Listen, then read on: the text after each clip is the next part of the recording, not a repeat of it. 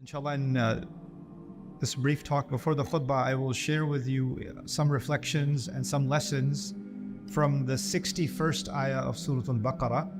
And as I continue to talk about this ayah, I think anybody who thinks about this ayah deeply will understand why it's important for us to review ayat like these at a time like this.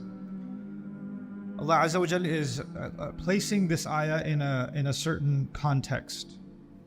Banu Israel have escaped Fir'aun. They got away from Fir'aun. And for many, many generations, they were living under the rule of Fir'aun. So for a long time, they've lived as an occupied people with a dominant force that rules over them and treats them like slaves and keeps them like an underclass, right? Now the thing is, there's a strange relationship between the oppressor and the oppressed. In the history of the world, you have nations that get dominated by other nations. That has happened throughout history. The Japanese did that to the Chinese, for example. The British did that to many parts of the world. The Dutch did it in Indonesia, etc., etc. And when these invaders, colonizers, rulers, whenever they come somewhere, after they win, the general public, not the people who were fighting them, but the general public, the millions and millions of people that were living, their life at first doesn't seem like it changed that much. So if somebody was a farmer before the Romans took over, somebody's a farmer after the Romans took over. The taxes go in a different direction, but their life really didn't change all that much, other than the war. The same way when especially particularly the Roman Empire, the Mongols, other warring nations that expanded their territory all over the world, one of the ways they did that is they didn't change too much of what was going on. You keep your system, you keep doing the farming the way you do, you keep the market the way you do, just the money needs to come this way now. That's all, right? So for the general public, at the economic level, at least, didn't seem like there was too much of a difference. But it was also important for the people that took over to let the public know there's a new boss in town. Not just that the money should quietly flow somewhere else, but there has to be an assertion of dominance. The public has to recognize that they live under the power of a mighty empire, of a mighty ruler, etc., right? And the way they do that is not just by showing them military force. That's too expensive. The military is used on the battlefield. The military is used in espionage and collecting intelligence. But the military, when you try to use the military to control the population is too big. And that's not the job of the military. So they have to use other weapons. And I'm going to call them weapons. The Americans most recently called it the Hearts and Minds campaign. That's what they called it. So you don't need guns and bombs. What you need is entertainment. What you need is sports. What you need is culture, concerts. What you need, and the Romans did this, all these empires did this. They'll put on these big shows. You'll have a national celebration day, etc. You have to make the people feel like their loyalty to the empire is part of being a citizen. And these people won because they deserve to win. It's a good thing they won. If they didn't win, we would never have advanced as an empire. So you start, even though they don't see you as one of them, they want you to see them as family. They'll never look at you as family, but they want you to see them as family. And so they will do this by, the flags and the parades and shows and songs and, propaganda machinery, basically. They'll create that. And they created that even in the time of Fir'aun. In fact, if you study the history of the pharaohs, this is important because the Qur'an brings up Fir'aun quite a bit, right?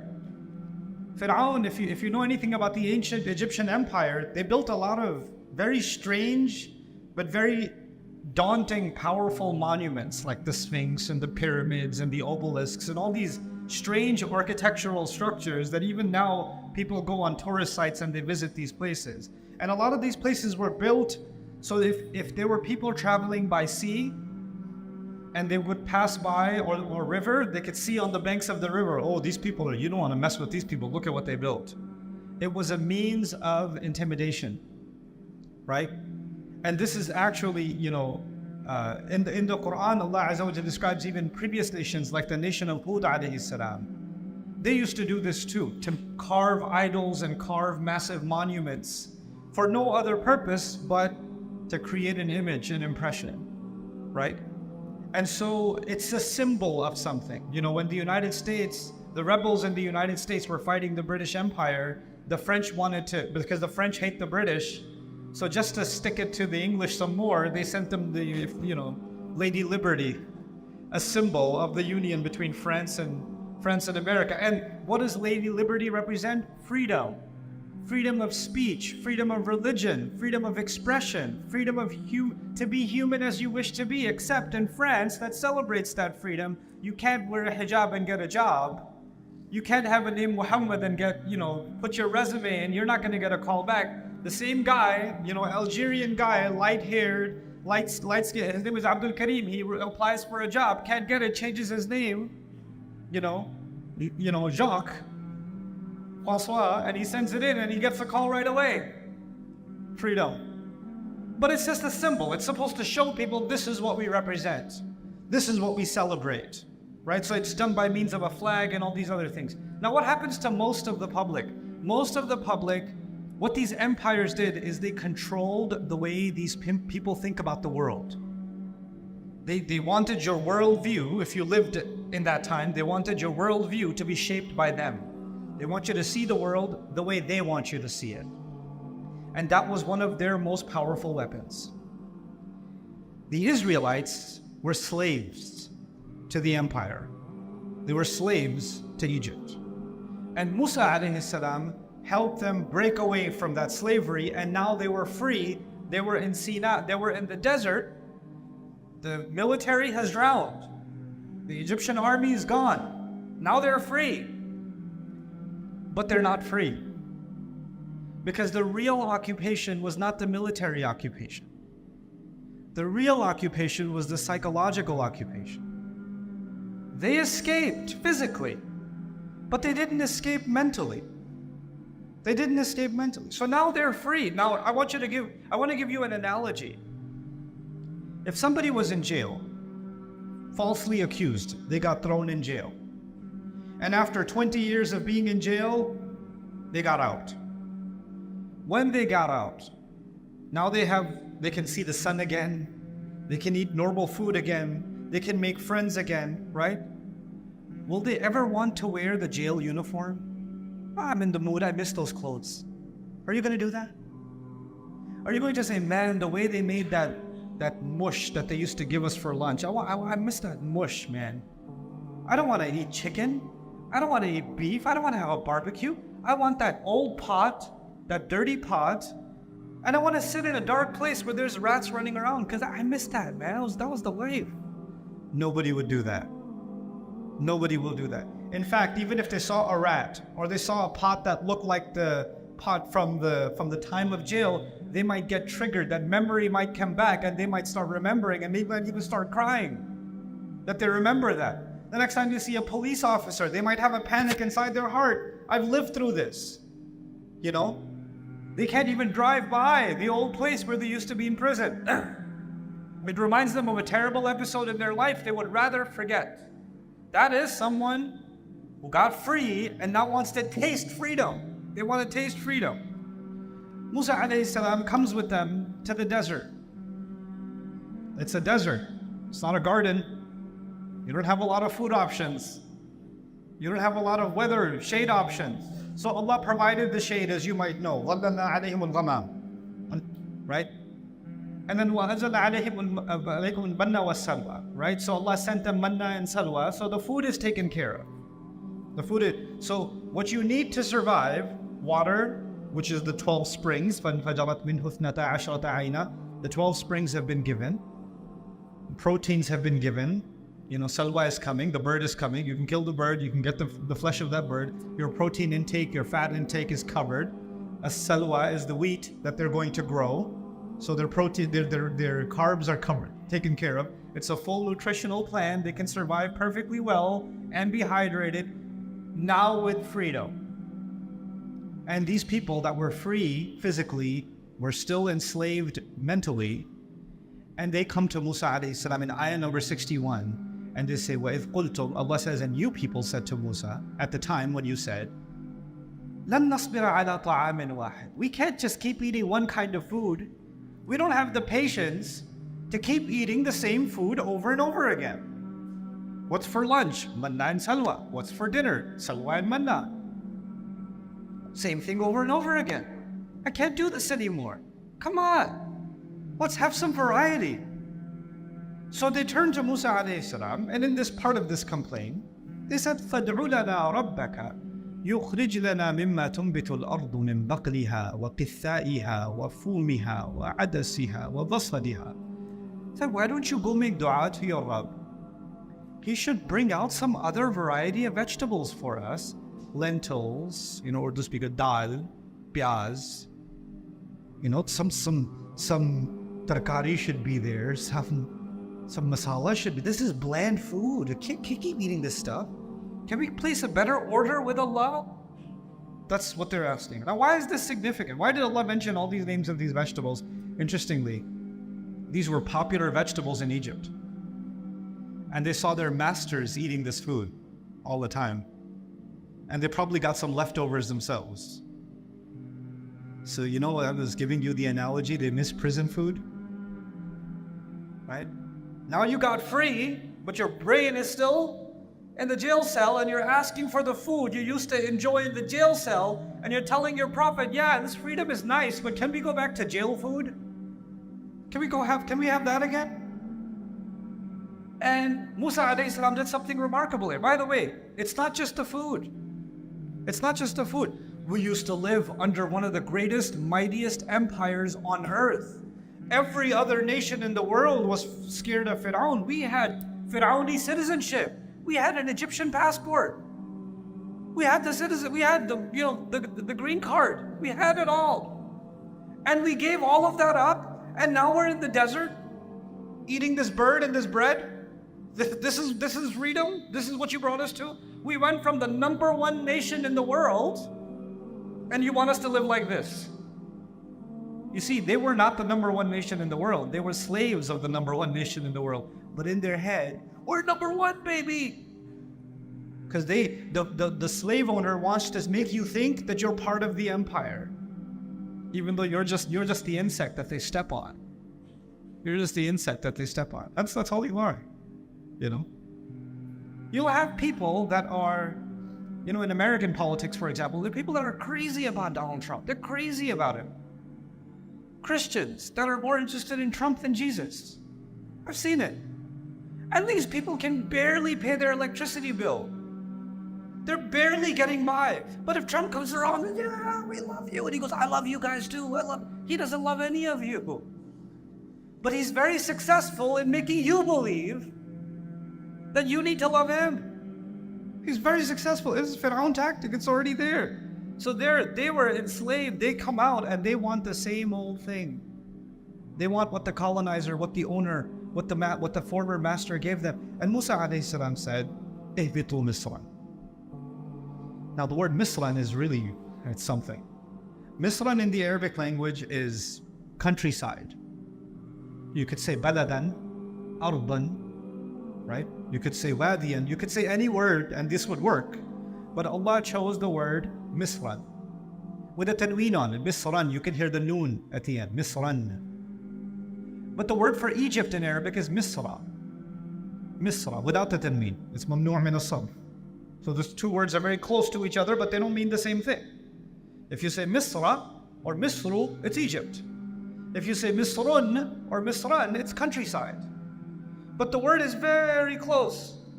It's as if Musa alayhi salam is saying, you want to go back down into another Egypt. You want to go to a new place, but actually you want Egypt all over again. Let me tell you something interesting about where I come from. I'm originally from Pakistan. I love Pakistan. I love that entire region, actually. I love the history of that region. A book for especially the university students that are sitting here and high school students that are sitting here, the boys and the girls. I really want you to read this book, especially if you come from South Asia. If you come from India, Pakistan, Bangladesh, Afghanistan, even Sri Lanka, other parts of that region. I want you to read this book. It's called Islam and the English Enlightenment. Islam and the English Enlightenment. I really want you to read it for yourself. But I want you to let's step away from that for a moment. The British colonized India. They ruled over the Hindus, the Sikhs, the Muslims for some time. The Indians tried to fight back. The Muslims particularly tried to fight back. Didn't work for a long time. They were supposed to be the enemy, and you should hate everything about your enemy. But the enemy was very successful as teaching you that if you speak my language, you will be successful. If you dress like me, you will be more successful. If you eat like me, you will be more successful. If you talk like me, if you act like me, if you look like me, if you pretend that you are me, even though you're brown, if you pretend that you're white, you're gonna get really successful. Because the British are a very small nation, if you didn't know. I've been to England many times, and you can drive across the country in a few hours. And every time I drive, most of it is farmland. One town, farmland, one town, farmland, and I look at it and I say, Ya Allah, these people and the entire planet, how in the world did that happen? And if you study English history, they were ready to kill each other. Their kings were ready to kill each other. And they go from there at a time when their entire military wasn't even 60, 70,000. If you want to exaggerate it, 200,000, their entire military. And the Mughal military was in the millions. Between 2 and 6 million, it fluctuated. How? How did this happen? It didn't happen militarily. Something else was going on. And we need to understand how domination works. Yes, it works by military means, but there are other mechanisms, other weapons that are used. And in those weapons, even when people break free from the British, even when people fight in Algeria, they fight and kill. They get killed to get the French out of their land. They can get the French out, but there's a French that stays inside. They can get the British out, but there's a British that stays inside. And when it resides inside, now you can go to a country like Pakistan, which I love. And Pakistan has a remarkable heritage of many, many languages. Many of those languages are dying, right? And if you go to a restaurant and you speak in Urdu, then the waiter might look at you like. But if you say the same exact thing in English, on top of that, if you say it in an American accent, please sir, this way sir. You could conduct the experiment. I could walk into the same restaurant with a suit on, speak in English, I could go back out, change it to shalwar kameez, and then come back in and speak in Urdu. Completely different treatment. And this is not in America. The mistreatment is not in America. It's not happening in Canada. It's not happening in England. This is happening in the Muslim world. And it's not just Pakistan. It's happening in India, Bangladesh, Indonesia, Malaysia. It's happening in North Africa, all over the Muslim world. You know what it is? We freed ourselves. We did. But did we? Did we free ourselves? It's as if we wanted another Misr. We wanted another Misr. And the new one, for the new generation now, they're like, I was born in Canada. What are you talking about? I can't relate to any of this. Yeah. We talk to you for a second. You know who your colonizer is? Brand names. Your TV, your loyalty to your entertainment accounts. Your worship of your sports teams. This is how your new master keeps you busy. It keeps you busy with the new car that came out, the new phone release that came out that has a camera which is exactly the same as the last camera. But for you, your life is incomplete if you don't have the newest one. You have to have it. You have to show it. You will be proud of democracy, living in a democracy that is so busy destroying democracies all over the world. But you're so proud of democracy. And then, at least we have rights, at least we have this, and then that facade will start breaking. So what I'm trying to tell you by means of this ayah is that Musa alayhi salam gave them a warning. If this is what you want, You want to live as slaves again? If not physically, then mentally, go ahead. Go into another Egypt. This time, it's not a Fir'aun that has to rule you. Fir'aun is already in your head and you are colonizing yourselves on autopilot. I mean, the best kind of slave is a slave you don't even have to build a prison. Save money. The slave who's a slave while he thinks he's free. The owner doesn't even have to spend any money. This is the easiest way. This is great. You know, there used to be a time before the banking systems that developed and the taxation systems that developed that the kings used to send the forces and the forces used to come and collect the money from every house, and they got smarter. They're like, this is too much. I've got to pay the soldier. I got to pay the horse. I got to pay the cart. I got to pay the travel expense. Then they got to collect the money. I lose a lot of money this way. Let's make an automated billing system so when people are riding down the highway, the toll will rob them and they won't even know, and they'll feel like they're free. The road is so nice. The view is so nice. They'll be smiling while being robbed. They'll be smiling while they'll pay taxes on their income, then they'll pay taxes when they buy a bottle of milk. Then they'll pay taxes when they're recycling that bottle of milk. Then they'll pay taxes when they buy the car and park the car and emissions from the car. We'll just keep taking their money back and they'll be smiling. You're like, this is so great. This is a much better slavery system than even Fir'aun. Fir'aun would have been proud. Fir'aun would have said, this is a real upgrade. اهبطوا مصرا فإن لكم ما سألتم. And if you allow this, if you don't break free from at least mentally being owned, if you don't free yourself, what is the big, and I don't want to prolong this discussion. I have 4 minutes. I'll just give you one thing. Allah says, what punishment, what is the consequence of this? It's easy. There's a law in the Qur'an. There's multiple laws in the Qur'an. You guys understand the law of gravity, right? You understand laws of physics. You understand laws of combustion. You understand laws of chemistry, right? You understand laws of physiology. If you're going to eat certain things that are poisonous to the human body, your body will be affected. There are laws that govern that. There are rules in place. Allah put rules in place. You can't stick your hand into a fire. There are rules of combustion, right? There's going to be a cause and there's going to be an effect. Just like that, in the Qur'an, Allah gives us another kind of cause and effect that if Allah did not teach us, we would never know. Physics you can learn. Combustion you can learn.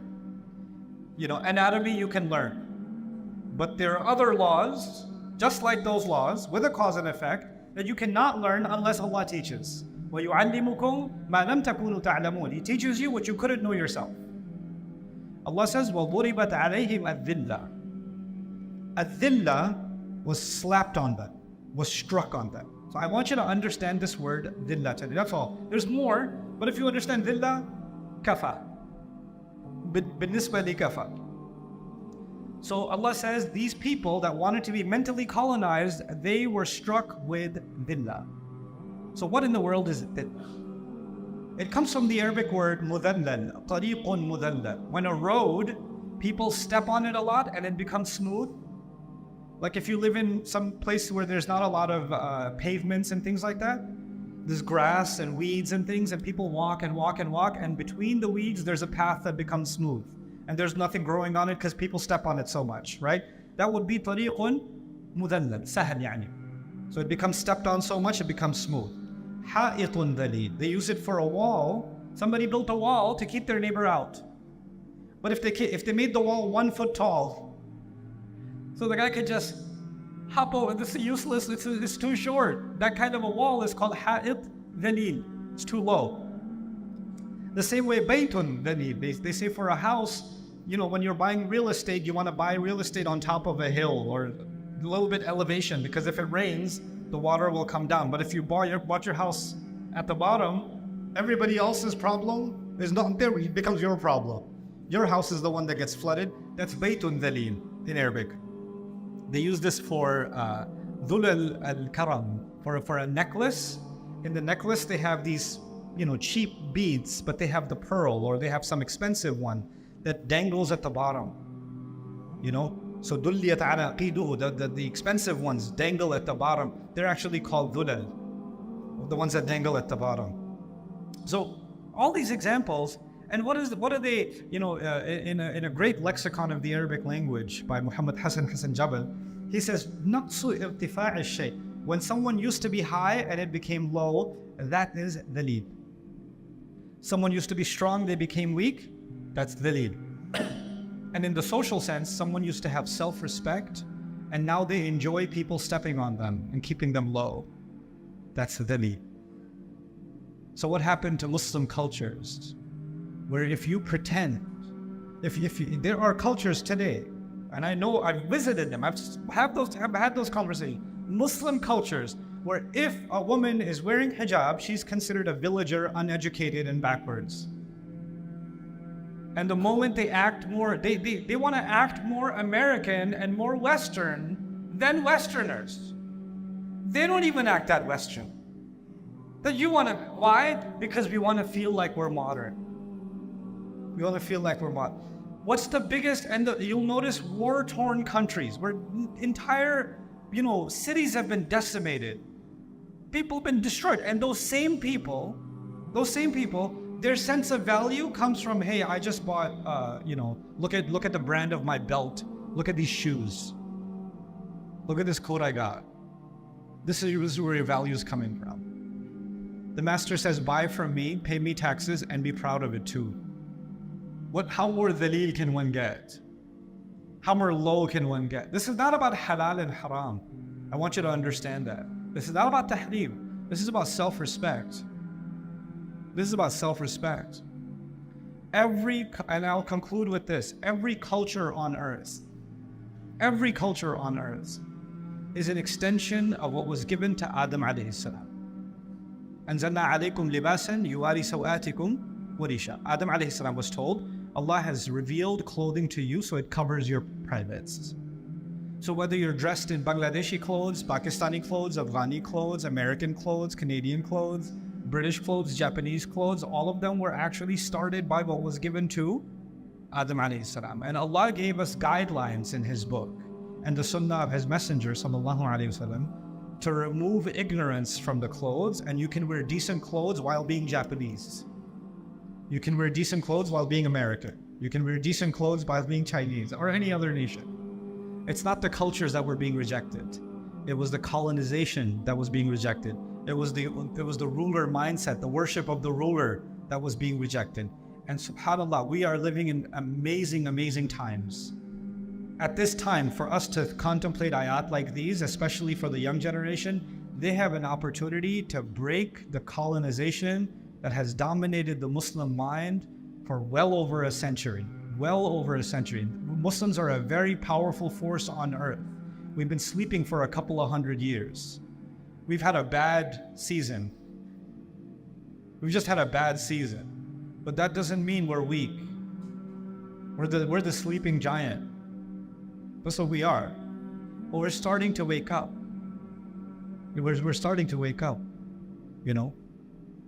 What's happening in Gaza isn't just opening up the eyes of the world to what's happening. What's the political reality? It's not just teaching Americans. We keep saying freedom of speech, but we don't really have it. We keep saying freedom of expression, but we don't really have it. We keep saying freedom of protest, but we don't really have it. It's not just teaching the Americans that very, very important lesson. Oh my God, they didn't think of us like slaves. They just put invisible fences. They're not just, but the Muslims are learning. What have I been worshiping? What cow did I just make and worship? Like the Israelites and their golden calf, right? It doesn't have to be a golden calf anymore. It could be a golden logo of anything. It could be a golden Nike. It could be a golden Ferrari, golden Chanel, all golden cows. Those are all the cows today, and all the Saudis of the world are building it. So I pray this is the beginning of something. This is the beginning of a new awakening where we're not culturally dominated anymore. We can express ourselves and think for ourselves, and we're not loyal to anything but the truth. And we can invite the world to see the truth instead of seeing the truth through the lens of someone who just wants control and manipulation. May Allah Azza wa Jal liberate our hearts and minds, and may Allah Azza wa Jal allow especially this generation to be the one that truly liberates the ummah from the colonization that is inside.